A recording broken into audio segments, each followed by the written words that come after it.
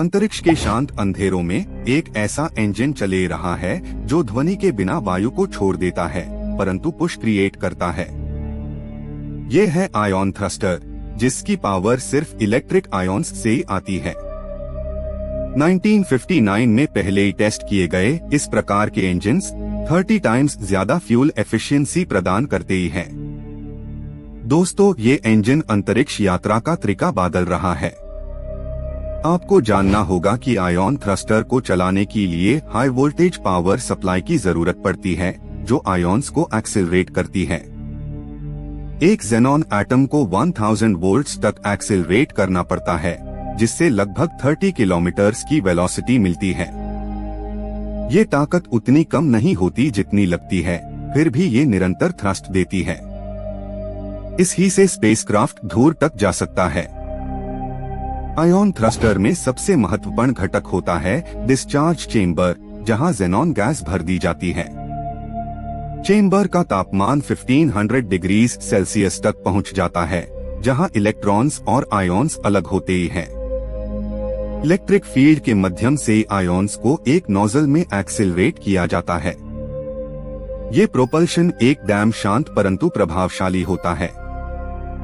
ये जो आयन्स है उनका प्रयोग करंट के जरिए होता है, जहां फिलामेंट इलेक्ट्रॉन्स को गर्म करती है। 3 एम्पियर करंट पार फिलामेंट ग्लो करती है और ज़ेनॉन एटॉम्स को पॉजिटिवली चार्ज्ड आयन्स में बदल देती है। हर आयन को इलेक्ट्रिक फील्ड के माध्यम से 20,000 वोल्ट्स तक खींचा जाता है। ये प्रोसेस प्योर वैक्यूम में चले रहा होता है।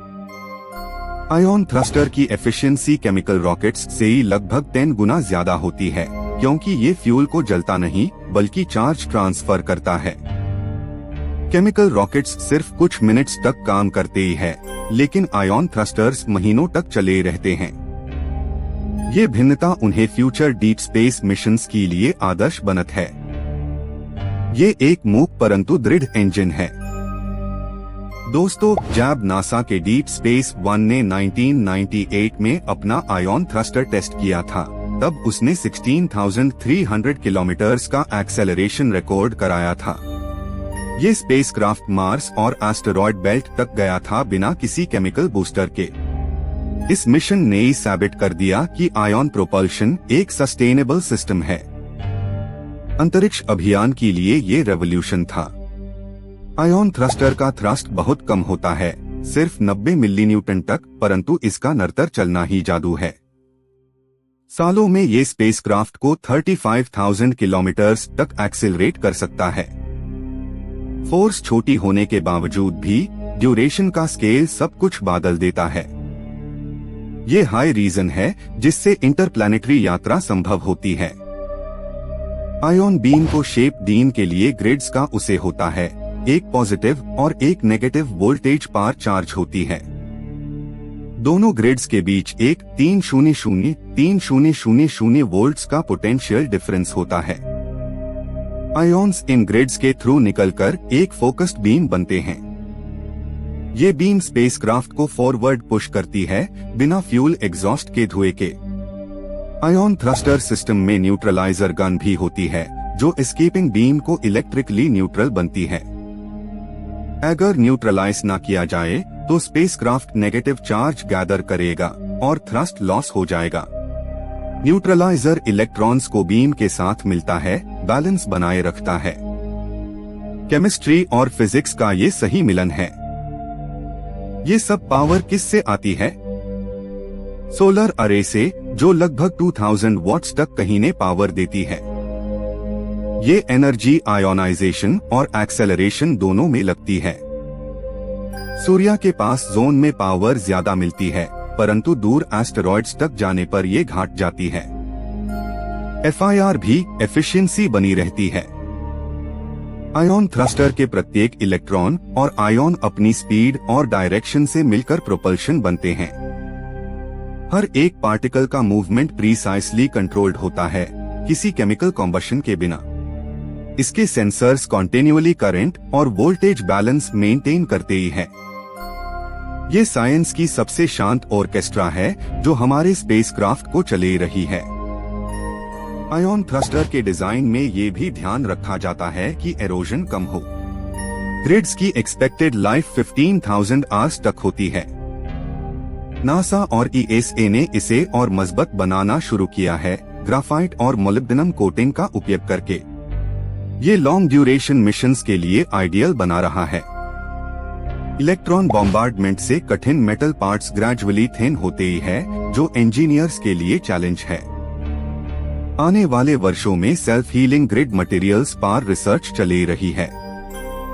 ये टेक्निक स्पेसक्राफ्ट्स सस्टेनेबिलिटी को बढ़ाएगी। फ्यूचरिस्टिक प्रोपल्शन सिस्टम्स अब रियलिटी बन रहे हैं।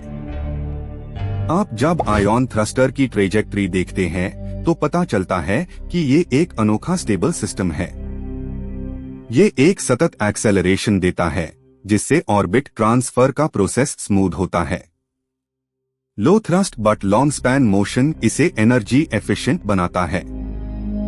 ये प्रोपल्शन एक नए युग का प्रतिनिधित्व करता है। डीप स्पेस मिशंस जैसे डॉन और बेपी कोलंबो ने आयन थ्रस्टर्स का सफल उपयोग किया है। डॉन ने वेस्टा और सेर्स दोनों ग्रह तक 417 किलोमीटर के स्पीड डिफरेंस पर ट्रैवल किया। ये करना केमिकल प्रोपल्शन के लिए लगभग असंभव होता। ये प्रूफ है कि आयन थ्रस्टर्स ने एक्सप्लोरेशन को रीडिफाइन किया है। इलेक्ट्रोस्टैटिक और इलेक्ट्रोमैग्नेटिक आयन थ्रस्टर्स के बीच अंतर स्पीड और इलेक्ट्रोड कॉन्फ़िगरेशन का होता है। इलेक्ट्रोमैग्नेटिक टाइप मैग्नेटोप्लाज्मोडायनामिक सिस्टम पर आधारित होता है, जहां प्लाज्मा फ्लो मैग्नेटिक फील्ड से गाइड होता है। इन सिस्टम्स का टेम्परेचर 2500 डिग्री सेल्सियस तक पहुंचता है। ये रॉकेट्स के फ्यूचर एक्सपेरिमेंटल सेगमेंट है। आयन थ्रस्टर का सबसे बड़ा फायदा है कि ये 90 तक एनर्जी एफिशिएंट है। इलेक्ट्रिक प्रोपल्शन फ्यूल को बचत है और मिशन कॉस्ट को ड्रास्टिकली कम करता है। 1 किलोग्राम जेनॉन फ्यूल से मंथ्स तक थ्रस्ट मिल सकता है। ये सस्टेनेबिलिटी और लॉन्जेविटी दोनों को साथ लाता है। फिलहाल आयन प्रोपल्शन के नए प्रोटोटाइप्स पर AI मॉनिटरिंग मॉड्यूल्स इंटीग्रेट हो रहे हैं। ये सिस्टम्स वोल्टेज इम्बैलेंस और बीम ऑसिलेशन को रियल टाइम में करेक्ट करते ही हैं। ये आत्मस्थिर इंजन को और ज्यादा भरसमत बना रहे हैं। अंतरिक्ष इंजीनियरिंग का ये अगला कदम है।